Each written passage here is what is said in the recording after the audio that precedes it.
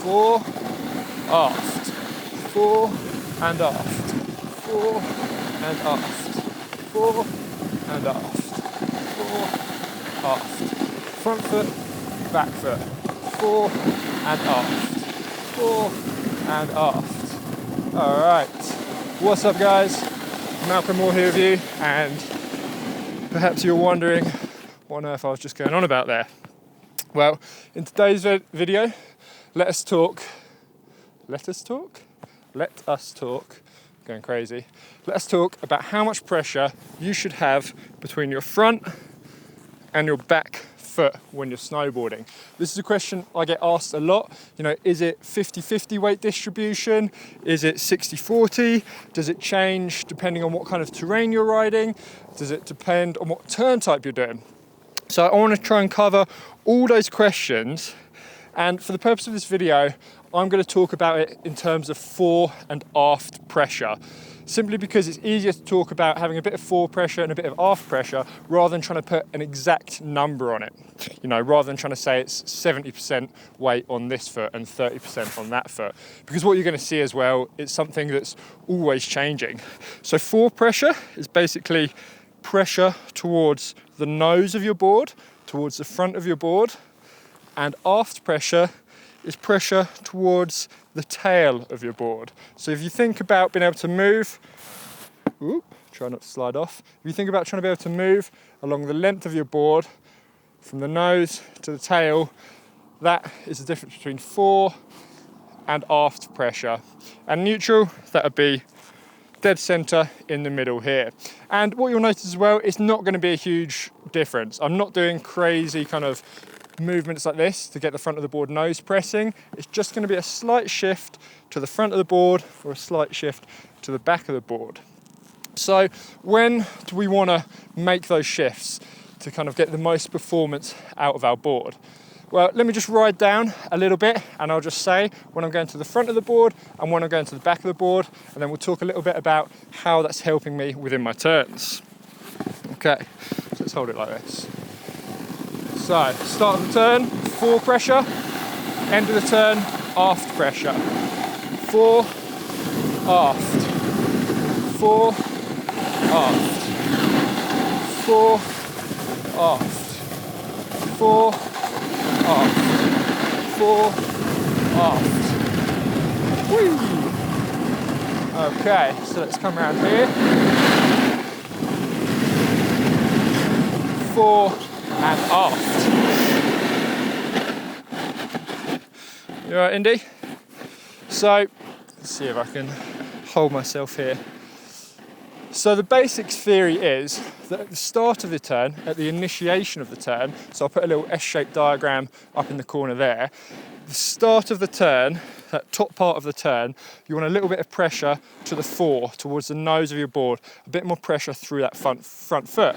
As you come through the middle of the turn, you want a bit more pressure, well, equal pressure. You want neutral pressure through both feet. You're centered on the board.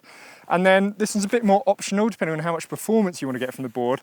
But towards the end of the turn, you want a little bit of aft pressure. And if you think about it, that should kind of make sense, because when we're snowboarding, you know, it's our front knee, our front leg that acts as a lever to pull you into the turn. So it makes sense that we would have more pressure going down through that front foot, more weight over that front foot to help us to get that knee, that lever to work effectively. Then once the back foot's followed and you've changed your edge as you're coming through that middle part of the turn, there we want to be much more centered. And then, as I said, this one's a bit more optional, but then as we get to the end of the turn, as we're bringing the board back round across the fall line, that's when you can have a bit more pressure through your back leg, a bit of aft pressure to help really drive the board through the turn. And I say this one's optional because if you stay kind of 50-50 between both feet, if you stay neutral, the board's still going to come around fine. It's just going to give you, it's going to kind of tighten up that arc, tighten up that radius, if you really kind of implement the use of your back foot, if you're a bit more active in that. And a way to think about it is basically, you know, if you look at my board here, when we're riding our board, you know, it's cut from a full circle. That's a side cut of our board. You can see the curve of it. So at the start of the turn, we want to be engaging the top part of our board right here. As we come through the middle of the turn, we want to then have our weight come back more to the center. And at the end of the turn, to really make use of this back part of the board, the end of your side cut on your board, that's when we shift a little bit more weight to the back. So now the next question is going to be how much fore movement, how much aft movement. And the answer to that question really lies in what kind of turn you want to do. And where this movement, this fore and aft movement, is most effective is when you want to make small, tight turns, which is what we're going to be doing down here, because we've got a reasonably steep red piste. So in here we want to make small little turns so we don't end up going too quick. And this is where this fore movement particularly is really going to help get weight over that front foot and pull the board around in a tight arc. You know, if I don't get weight to the front on something steep, it's going to be more work to get the board to come around. I'm going to end up spending too much time in the fall line, picking up too much speed, and then I'll be out of control. So I'll demo it here. I'll move the camera around a little bit so you can try and see, but you'll see what I'm doing. I'm really going to shift weight right to the front of my board to help me engage the edge change. Sorry, waffling a bit there. So to really help with the initiation of the turn. That's what I meant to say. Let me stop waffling. Let me start demoing. Okay, so I'll hold it out in front of me to start with. Indy's already going. Okay, out of the way. So, start of the turn, 4, Indy, move. Sorry, that's a bad demo, Indy was in my way. 4, and round. And round. And round. To the front, and a little bit on the back. To the front, to the back. To the front, to the back. And now for the steeps like this, you might have noticed that my movement to the front, my fore movement, is a lot more pronounced than my aft movement. I really kind of do physically go towards the nose as I initiate the turn, but my aft movement is more just a little bit of pressure through the back leg. I'm not really kind of throwing my whole body to the back of the board. And the reason is because on these really sort of tight, small turns, if I'm moving too much between the front and the back, then it's going to be too much distance for me to cover. It's just not going to work. Okay, so let me show you just a couple more and then we'll jump off into some different terrain. So, fore, aft, fore, aft, fore, aft. Woo! All right.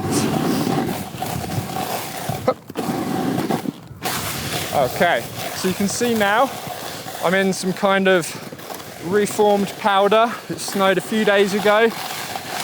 There's a bit of ice underneath there, but generally it's quite soft underneath. So totally different snow type here. How is that going to affect my fore and aft movement? Well, similar to riding powder, I'm still going to make all the same movements using my knees, my legs as levers, but I don't want to throw that weight over the nose now. If I kind of dive towards that nose and the snow is really soft underneath me, my nose is going to dig down into the snow and I'm going to tumble over. So now I'm going to ride with a lot more pressure always through that back foot. And yeah, you'll see me actually physically shift my weight a little bit more to the back. I will still, to initiate the turn, come forward a little bit, but almost like I'm going to come forward to center and then throughout the turn shift a bit more weight through the back, come up to center and then shift a bit more weight through the back. Okay, so let's give me a watch here. Indy, where are you going? You coming with me or are you going on the piste? Whatever, I'll let him live his free life. All right, so get a feel for it, more weight through the back, to the center, and then through the back. Woo! So that was a good example. I almost went over the nose there. With this snow, I was actually a little bit too heavy on the front foot. So take that feeling, and now just keep much more pressure through my back leg. And you may have noticed that I've actually changed up the type of turn I'm doing. I'm now doing more of a down unweighted turn, whereas at the top on the piece, I was doing an up unweighted turn. But this movement, it works with both those edge changes. Woo! Nice, that's quite fun.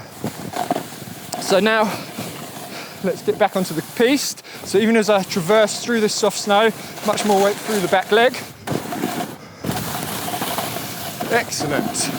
And let's finish up with a few carve turns here. So we did short turns at the top, where I was really utilising getting my weight to the front of the board to help make that edge change. And then I was shifting my weight a little bit to the back to help pull the board back across the slope. Here, as we come down this section, it's mellowed out a lot. I'm gonna do big open carve turns. And I'm gonna start off not really moving between the fore and the aft, because on these bigger turns, you don't need to. But then I'll show you, you can start to be a little bit more aggressive with it. And this is where, when you're carving, if you want to put a bit more pressure through your back foot, you'll be able to really start to tighten up that radius. So I'll go from 50-50, weight through both feet, equal fore and aft pressure. And then, as I pick up a bit of speed, as I get near the bottom, I'll do a few turns where I put much more pressure through the aft of the board, through my back foot, and you'll see how that manipulates the arc of my turn and pulls the board around in a tighter radius. Lovely. Okay, so 50-50, just rocking over from one edge to the other. Whee. And now, more weight through the back. Oh, really drive that board around. Really pull it round and pull it round there. Whew. Nice. Oh. So basically the short answer, if I can make this short, is that it's constantly changing. It's constantly evolving how much pressure you have going down through both feet. The simple answer is that yes, at the start of the turn, more pressure to the front of the board, and gradually work that through to the back of the board by the end. But how much you shift your weight depends on what you want to achieve. So if you want to achieve real short, tight turns, you can exaggerate those movements more, really come towards the nose of your board as you start the edge change. Say you're doing carve turns like at the bottom there, you can be much more 50-50. It's a much open turn. You don't need to force the board around as quickly, but by all means, if you want to get more aggressive with it, absolutely push through that back foot a little bit harder to get that board to whip round in a tight arc. Then when you start getting off-piste into cruddy, bumpy snow or powder snow, you're definitely going to want to make that shift towards the back of your board. But just make sure, because a lot of people do that and then they stop using their front foot completely and just start kicking their back leg out. Make sure you're still making the same movements we always do when we're snowboarding.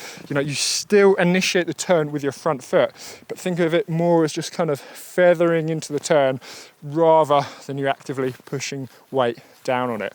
So yeah, that's the answer.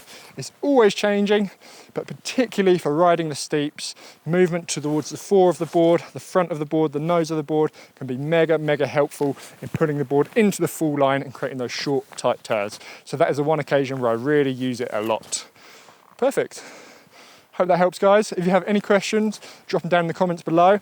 I really try and get back to everyone. If you're subscribed, I can see that on my computer and I will definitely respond to you. So that's your little incentive to hit that button. Do me a favor, hit the like, hit the subscribe button. And me and Indy, come here, boy. We will see you next time. You ready? Hup. Another one. Hup. All right, see you later, guys.